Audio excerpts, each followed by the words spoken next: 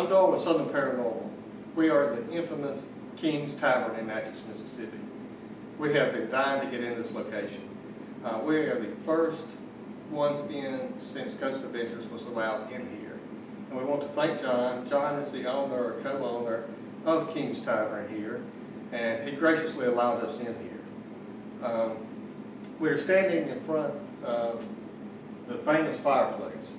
This is what you've all heard about with the dagger, and it's my understanding too there was bodies found in here? Yes, 3 bodies were found in the fireplace in the 1930s. Part of the fireplace had collapsed in on itself, and during the course of their renovations, they found 3 bodies, one of which the female body had the jeweled Spanish dagger still embedded in it. Oh, wow. When was that? I would say mid-1930s, right in there. It was towards the end of the 1930s. And they think one of them was Madeline. Yes, right? that is a running theory. And that was supposedly the mistress of Mr. King that owned the tavern back in what? 1789 is when he started it as King's Tavern, and got his first tavern license. So he operated it, I would assume, for 30 years probably in that window. And this place was built in 1769, right? Correct. I mean, that's almost 250 years ago. Think of the history that's came through. The people that's traveled through here, through the trades, came here, stayed here. You know, it was a post office at one time. Like you were saying, I mean, it was, George Washington was, you know. Yeah, it became a tavern the same year George Washington was elected president. Wow. To put that in perspective. That is incredible. Some of the most haunted parts of this is you saying basically by the fireplace is one of the main ones. Correct. The second floor, there's also the Hart brothers, this big Hart, little Hart, that were notorious outlaws that would come and stay here. And you said that they would scout out their potential victims. Correct. This would, being a tavern, people when they would sell all their goods in boats down under the hill of Natchez would come here and wait until a bigger group of people were walking up to Natchez Trace. In fact, the back door here is actually the beginning part of the Natchez Trace. Oh, really? That's where they would have started off their progression. Most people think it's the end of the trace because they're coming back down here, but the trace ran upriver as opposed to downriver. And, I mean, you have people off the river, I'm sure, that stayed here as well. But a lot of outlaws travel the trace. And one of the things that we hear about was a baby that was crying here, and Big Heart, as they called him, went to act like he was going to console the child. And instead, he grabbed it by the legs and slammed his head into a brick wall. Where did that supposed to take place? Supposedly that would have taken place probably on the 2nd floor. First floor here that we're standing on would have been, well, before it was a tavern, it was the livery where the livestock and everything was kept. When the work floors were put in, it became the ground floor of the tavern and where they did all their cooking and feeding of people. So I would assume 2nd and 3rd floor were lodging. There's also the 4th floor, which is a full-fledged standing attic, which today just has AC ductwork and other things like that. Storage up there. So it was actually 4 stories of rooms that was available to rent out, things like this too. Correct. And I'd have to assume that they also had camping styles out on the back portion of the property. And it would just make sense having a tavern. You want to maximize as many people staying here as possible so you can make as much money as possible. Of course. There were also other owners that you said their wives passed away in here? Or? Correct. For about 150 years, I believe, it was an actual private home in the care of the Postaways. And during the course of their tenure here, basically, 3 women of the household died of natural causes, so they say. Now, back then, natural causes meant a wide variety of things. Ice machine. Oh, it's okay. So it's going to get started off right here. You said there's 3 bodies in here. You said one was a female, Madeline, that they're assuming, and 2 male. Well, the story, as best as I can understand it, is that Mr. King's mistress, not long into their affair, did his wife find out Well, it wasn't long before she had finally had enough and actually hired 2 gentlemen to kill Madeline. Possible. And they were the ones hiding her body in there. And when Mr. King came in, found them, and in a fit of rage killed both those gentlemen. Stuffed all 3 bodies into the fireplace, and then put in a false wall so they could remain undetected. Can you imagine the rage and the energy that, you know, was dispelled at that time? You Yeah. know? And he took on 2 full-grown men and killed them both pretty easily. I mean, that had to be, I mean, we have a theory too, when there's violent deaths and, I mean, anything that's traumatic like that can leave a scar type on the environment, or, you know, even embedded into the surroundings and things like that. I mean, that had to be just a traumatic experience, you know, for both of them, and then to hide that for so many years, you know, just that big a secret to keep, and that was held in this location, you know. What's some of the other spots in here that you heard? The baby's crying, it's heard on the second floor? The second floor. Past patrons of King's Tavern during our course of owning it and previous ownerships have said that the back corner of the room over here is they get a cold spot basically randomly throughout the night. They'll get a chill. We actually had one customer, she came in with her 2 daughters, and they left abruptly 15, 20 minutes after getting in the door without ordering anything. We figured that they just didn't want anything, didn't like our menu or anything like that. They came back in 2 months later and said, well, yeah, my daughter, she just started crying and could not control it. It was just, she had this terrible feeling and had to get out, and they left. Up on the 3rd floor, people said that they had caught images of what could be children's legs and like the reflection of some of the mirrors in their photography that they've done. Wasn't 3 months into owning the property into what is now our liquor store, someone claimed that they saw a Victorian-era dressed woman walking across. Well, there was no one in there. That door was locked. I had the key. I was downstairs here on the restaurant floor.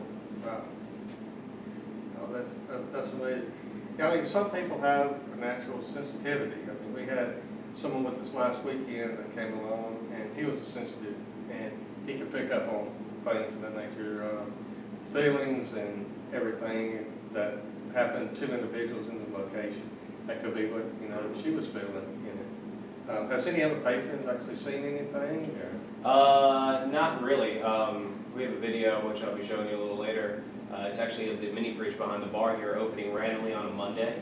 Oh, I'd love to, if we can get a copy of it for our viewers. Definitely. And no one's here on a Monday. No one. We have no deliveries, no employees are here. The alarm is set. Video cameras? Yeah, we have a security camera up here that actually caught the door opening up, and it opens up smooth as can be. We've tried to debunk it. We can't. Our washer and dryer that we have, the stack unit that's wedged in between our ice machine and a wall, that got unplugged. Now, we may have some practical jokers here at King's Tavern amongst us employees. No one goes through the trouble to move a washer and dryer out, unplug it, and then put it back, just to know they have to move it back out and put it back to plug it back in. That's a little much. That's a little much. We're kind of lazy when it comes to that. We will mess with you a little bit if we can move some stuff. Great. Not moving a washer and dryer. I don't even help friends move washer and dryers. I understand that. Yeah. Now, I lived on the 3rd floor for the first 6 months that we were here, and I encountered, I didn't see or hear anything. However, I did sleep peacefully every single night and hit REM instantaneously, and that doesn't happen. After the Saints won the Super Bowl, even after drinking in New Orleans all night long, I still woke up like about an hour later, got up, had to chug down some water or something. Every time, hit the pillow, fall asleep, wake up in the morning nice and rested and relaxed. For all I know, Madeline was picking me up and rocking me back and forth, but I don't care. Because they're watching out. Hey, look, I slept like a baby. It was great. So no one stays here now at all? No. Due to insurance purposes, we can't operate it as a B&B due to the liquor liability as well as the insurance liability. From what I understand, they stopped doing it as a B&B in the late 90s because someone got a little careless with their cigarette butt and a small fire broke out. Oh, really? Where was that? That would probably be on one of either the front or the back porch since they're old and wood. Thank God, the building obviously didn't burn, but that could have got disastrous really quick. Yeah. Close it is. Wow. Well, we're eager, to get in and get started and see if we can catch anything. We're getting a late start to tonight. We're having a few setbacks too tonight. and hopefully we'll get all those worked out. We may go up and show the other hot spots in the area, I mean, in the tavern here. Okay, we're on the second floor now in the King's Tavern. John's got a few things he can tell us about this room. It's their current gift shop now. What is some things that have taken place here, or that you tell us about? Well, under previous ownership, this was a part of the dining area for King's Tavern Restaurant. Now, this floor could have been one of the spots where the big harp killed the baby, or it could have been on the third floor. But some people have said that while dining here on the second floor, they did hear a baby crying. This is also the site where another paranormal group who came previous to our ownership experienced a minor possession, they claim. I don't know, I wasn't here. You weren't part of that. I wasn't part of that. That took place like right in here or something? Yeah, I believe that there may be some video of him sitting here on these steps, and that's when they discovered that he was under a possession of sorts. Also, it could have tied into when he was on the third floor, because the same guy that was on the third floor and had a encounter of some kind came down here, and when his buddies pulled him out of here to get some air, he was sitting here almost catatonic, basically, just not doing anything, not saying anything, not really being very responsive. I mean, things like that do occur, you know. I mean, hopefully, you know, it didn't or wasn't any lasting effects on it, but things like that can occur in this field. I mean, we all seen it, you know, to a certain degree, you know, maybe not firsthand or anything. And then, where you said Madeline's room could have been, what, is that on the third floor? The third floor is what the previous ownership had done up as Madeline's room and dressed it up as such. Now, that could have been her room, seeing how it was a smaller room, sleepable only for one person. It would make sense that Madeline, who was basically the tavern maid here at the tavern, would have stayed. So that's essentially how she met Mr. King. Yes, Mr. King was the one that hired Madeline as a tavern maid once things were really rocking and rolling. I never heard of that part of it. I never did know how, you know, no one ever said, yes, or I haven't read where they had met or anything. Yes, Mr. King hired a young, good-looking woman by the name of, or really girl, because back then age was not really a factor, to come and work as a tavern maid and handle some of the cooking and the cleaning responsibility, greet guests, etc. Okay. Well, yeah, let's go to the third floor real quick, and maybe we can All right, tell us a little bit about what's up there. Yeah, let's go.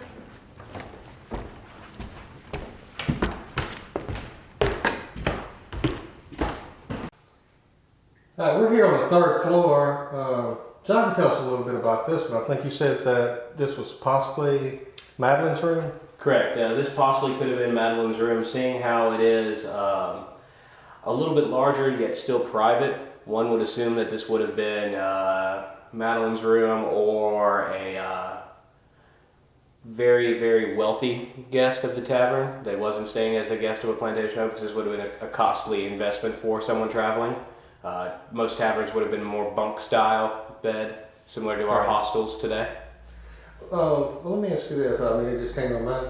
The owners, where would they stay? I mean, where were their quarters at, so to speak? Or would they stay here, or did they have another place? I believe that there was another house here on the property that was segregated off to itself, so that they could have their own little bit of privacy. Since they did have Madeline here working as a tavern maid, you know, she could kind of take care of if anybody needed anything throughout the course of their stay. So this is like the best room in the house. Yes. You know, for for her to stay in, and she must have a high position to even get this room, basically. You know, and I'd never heard if there was actual, you know, servants' quarters, or you know, do you know where the house was even located? Was it one that's around here? Or? No, it's no longer standing. It was actually in between this building and what is currently our rum distillery in the little courtyard that we have in there. It's just right out front out here. Yeah, just right out front out here. All right. And what's your rum distillery? Charbonneau Distillery, sponsoring Charbonneau White Rum. Now the highest ranked domestic white rum as per tastings.com, which is the Beverage Tasting Institute. I wished it was in hours where I could buy some. I'll definitely be taking some back. I'll definitely have to come back during operating. Oh, I got a link tomorrow. We're available in every liquor store in the state of Mississippi. All you have to do is go to your liquor store and say, hey, please go get Charbonnet white rum. Awesome, man. I did not know that. That's great. Made right here in Mississippi. Made right here, right next door to King's Tavern. I personally go down and pick up the sugar cane myself, do all forms of distilling myself, bottle it myself, and take it up to Jackson to the state warehouse myself. Awesome. That is awesome. Well, guys, we are fixing to go live. Hopefully, we have everything, our bugs worked out on the trailer tonight. Shadow had a little bit of problem. We had busted one of the plug-ins, and so therefore it really shut everything down. Donald's out there working on it now, Donald and Becca. And hopefully we got that going. If not, we'll go old school. We've done it before, we'll do it again. We're going to go live on Periscope. We're running late tonight. And again, if y'all haven't got Periscope, get it and get the app. It's free. You can join us and watch, come in and watch it. I mean, it's really cool, man. I mean, we interacted with, thousands of people, and you don't even have to have it on your cell phone. You can view it directly on your PC as well. So you can go to our website, southernparanormalms.com. Check us out. We're fixing to go lights out and get into what we enjoy doing. We're going to hunt the paranormal. All right, guys, look for it. Like I said, we've been back here earlier that evening, and I usually ride with my windows down.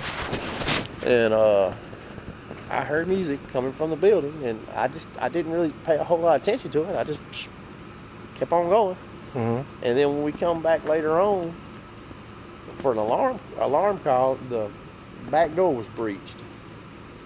And 152 there was no record player or anything that can make that there's sound. anything that could make the music. It was Right. like a piano playing type stuff, It's not a radio. Well, it was like when I say music, I don't know how to describe it outside of. Right. It was like and I was like, I just assumed it was something that the restaurant had left on. But when we went through, there's no uniform. How long ago has this been? Oh God, that's been about 4 years ago, 3 years ago, something like that. So it had to be 4 years ago. It was before y'all owned it? Yes, they was before they got in here. They was way before that. The ball was still open. I don't know if they were in the process of closing or what. They were still. It was still a restaurant, but this side was pretty much closed off. Oh no, they closed together. Well, this side wasn't working. That they didn't have the bar going, and the restaurant was still doing a little bit. Oh, I know. That's what ABC came in and yanked all the booze out of there because they had. They didn't have their liquor permit. license. Yeah, They closed. This side was closed down. Now, how long have you been with the police force here? Come January 1, 18 years. 18 years. 18 years with Natchez Police Department, 3 with Adams County Sheriff's Office. I got about 5 more. Definitely got the background. I got 5 more to go, and I can let somebody else have this. I hear you. But I mean, that's the strangest experience you've had here. That's the so I mean that. Outside of alarm calls, and we can't justify, we'll come in and walk the building, motion sensors, and stuff like that. But there was music coming from the building, and I didn't think anything of it at the time. Because like I say, we were driving by, and you hear it, you just don't pay that much attention to it. But we come back later that morning for an alarm call, and there's no record player or jukebox or piano that was making the noise, and that's what set it off to me. I was like, that was strange. So that's probably the weirdest thing that's ever happened to me. But you've heard a lot of stories, I'm sure, from this location. I've heard a lot of stories over the years, but that is probably the weirdest thing that's ever happened here that I've had experienced it. Yeah, well, hopefully we'll find something tonight in it. Well, you're welcome to join us. Well, I might come out and check it out. It's interesting. It's definitely got a history. I don't know how much he's told you or what you know. Like I said, this is probably one of the oldest serial murder cases in Mississippi, maybe even the country, as far as I know. Yeah, I mean, when was it found? I forgot. Bodies, The bodies and, yeah. 1930s.